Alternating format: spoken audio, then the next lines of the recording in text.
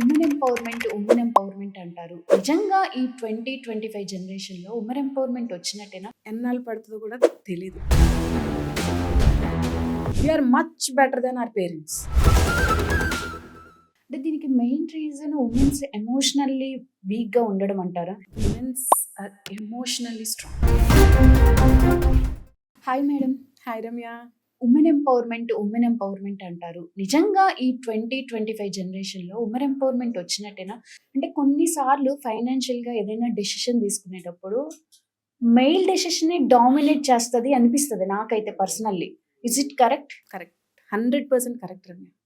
Women empowerment ఇంకా రాలే. ఎన్నాళ్ళు పడుతుందో కూడా తెలీదు. ఇప్పుడున్న సమాజాన్ని అబ్జర్వ్ చేసినట్టయితే we are much better than our parents. మన పేరెంట్స్ అంటే పర్టికులర్గా నా విషయానికి వస్తే మా మదర్ హౌస్ వైఫ్. ఆల్మోస్ట్ ఇన్వెస్ట్మెంటేషన్స్ కావచ్చు, ఇంకొకటి కావచ్చు, ఫైనాన్స్ పార్ట్ వచ్చేసరికి ఆమె ఎప్పుడు పిక్చర్లోకి వచ్చేది కాదు. ఎప్పుడు మా ఫాదరే. అలాగే ఇంటి రిలేటెడ్ డెసిషన్స్, ఏం కూర వండాలి, అమ్మాయికి ఏం నగలు చేయించాలి, ఇట్లాంటి మా ఫాదర్ ఎప్పుడు ఇన్వాల్వ్ అయ్యేవారు కాదు. బట్ ఇప్పుడు అలా కాదు.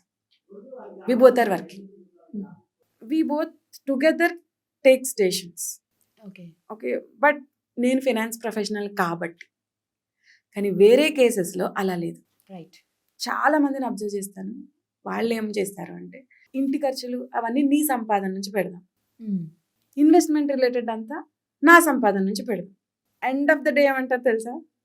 నీ డబ్బులన్నీ ఖర్చు అయిపోయినాయి, నావన్నీ ఇన్వెస్ట్మెంట్స్లో ఉన్నాయి. నేను చాలా మందిని చూశాను, విన్నాను. వీళ్ళకి అర్థం కాదు నేను సంపాదించింది ఏమైంది. అంటే దీనికి మెయిన్ రీజన్ ఉమెన్స్ ఎమోషనల్లీ వీక్‌గా ఉండడం అంటారా? No, womens are emotionally strong.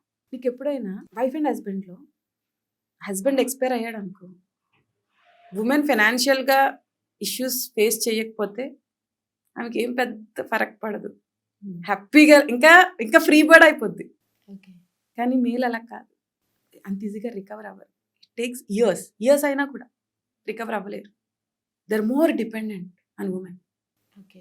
And ఫినాన్షియల్గా కూడా if you give decisions to female, ఆ ఇల్లు చాలా బాగుంటుంది.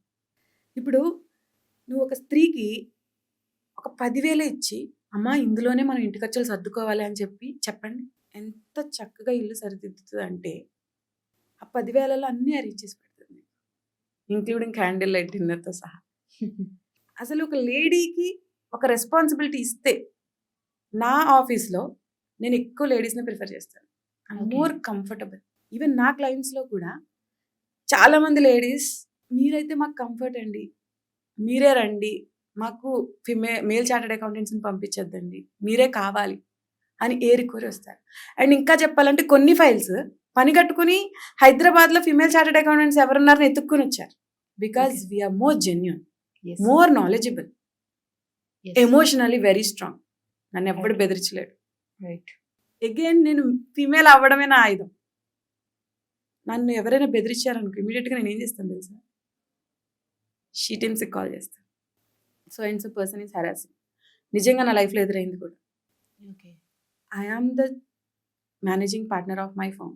సో జెంట్స్ ఆడుకోవడానికి ట్రై చేస్తారు నాతో. నేను అంత స్కోప్ ఇవ్వను. నన్ను బయట పార్టీల్లో కలుద్దాం, పబ్బుల్లో కలుద్దాం అంటే it's not my culture sir. నాకు ఆఫీస్ ఉంది, అక్కడే కలుస్తాను. అండ్ వాడు ఏమైనా బెదిరించినా ఇంకొకటైనా ఎవ్రీథింగ్ ఈజ్ బీయింగ్ రికార్డెడ్ అని చెప్తాను. ఇంకోటి అదర్ సైడ్ మేడం, ఇప్పుడు ఏదైనా ఫర్దర్గా లోన్స్కి వెళ్ళాలన్నా కానీ, ఫీమేల్ ఏదైనా లోన్కి వెళ్ళాలన్నా కానీ మెయిల్ సిగ్నేచర్ నీడెడ్ అని కొన్ని విషయాల్లో జరుగుతుంది. ఇది అసలు దాన్ని ఎలా చూడాలి మనం? కోబోరార్ కావాలంటారు. యా, రీసెంట్గా నాకే ఎదురైంది అనుకో. ఓకే. మాది ఒక female based CA firm. Okay. నా ఎక్స్పీరియన్స్ వచ్చి 16 years అమ్మ. నేను 2008లో క్వాలిఫై అయ్యాను. నా సీనియర్ పార్ట్నర్ ఒక ఆమె ఉంది. నా she senior citizen, she is an advisor for our firm. ఆమె మేనేజ్ చేసేది. ఆమె యాక్చువల్లీ కంపెనీ స్టార్ట్ చేసింది, ఓకే, ఆశ అని చెప్పి. ఆవిడ ఏజ్ అబౌవ్ 60, ఫర్మ్ ఏజ్ వచ్చి 35 years.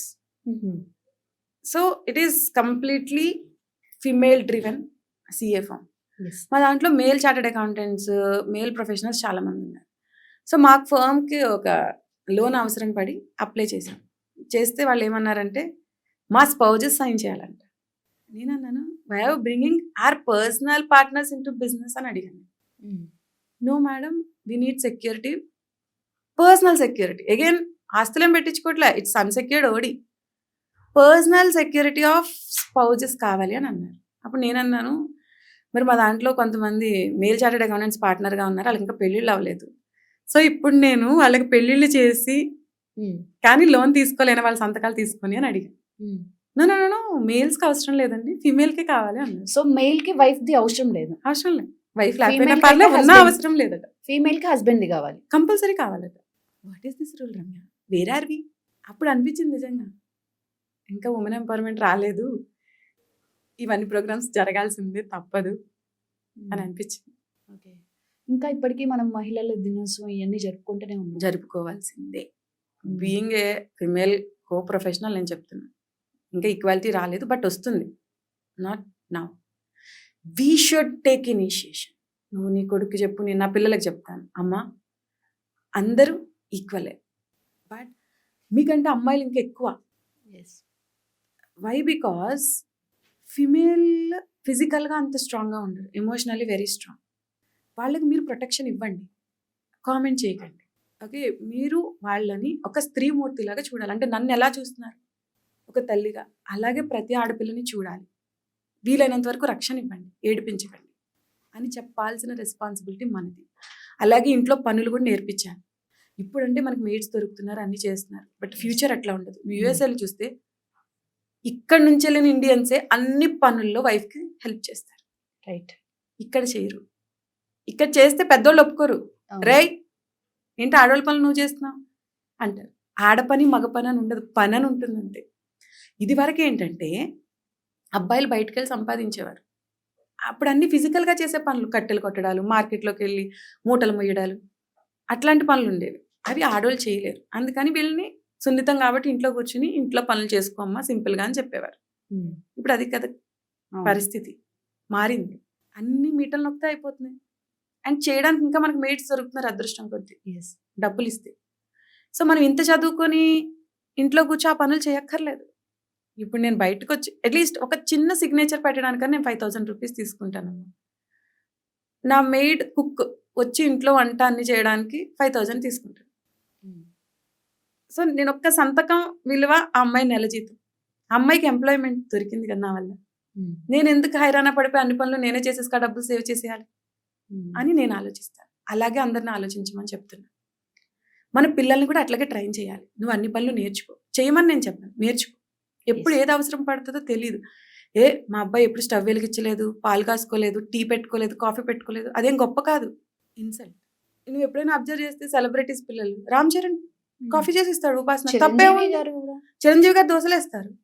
అంటే వాళ్ళు చెప్పాల్సింది చెప్తున్నారు. మేము సెలబ్రిటీలు అయినా కూడా మేము ఇంట్లో ఇలా ఉంటాము అని. అది చూసి దాని ఇన్స్పిరేషన్ తీసుకో. వాళ్ళు ప్రొఫెషన్లో ఎలా ఎదిగారో దాని ఇన్స్పిరేషన్ తీసుకో. అది కాకుండా నేను మగుణ్ణి ఇట్లాంటి డైలాగులు కొట్టద్దు. పిల్లలకి అవి నేర్పద్దు. ఎలా పైకి రావాలో నేర్పండి, విలువలు నేర్పించండి, మీ టైం ఇవ్వండి. పిల్లలు ఎక్కడి నుంచో నేర్చుకోరు, మీ నుంచే నేర్చుకుంటారు. మీరు చేసిందే చేస్తారు, మీరు చెప్పిందే చెప్తారు. Thank you madam. Thank you Ramya. So చూశారు కదా, ఫీమేల్స్ మీరు కూడా ఏదైనా బిజినెస్ స్టార్ట్ చేద్దాం అనుకుని ఏదైనా రిక్వైర్మెంట్ ఉండి లోన్కి వెళ్ళినప్పుడు మీ హస్బెండ్ సిగ్నేచర్ అడిగారా? ఇన్ కేస్ మీ లైఫ్లో కూడా అలాంటిది జరుగుంటే కింద కామెంట్ చేయండి. ఇన్ కేస్ ఏదైనా మీకు ఫైనాన్షియల్ అప్డేట్స్ ఇన్పుట్స్ కావాలన్నా కానీ ఈ ఛానల్లో కామెంట్ చేయండి. ఈ ఛానల్ని లైక్ చేసి సబ్స్క్రైబ్ చేసి షేర్ చేయండి.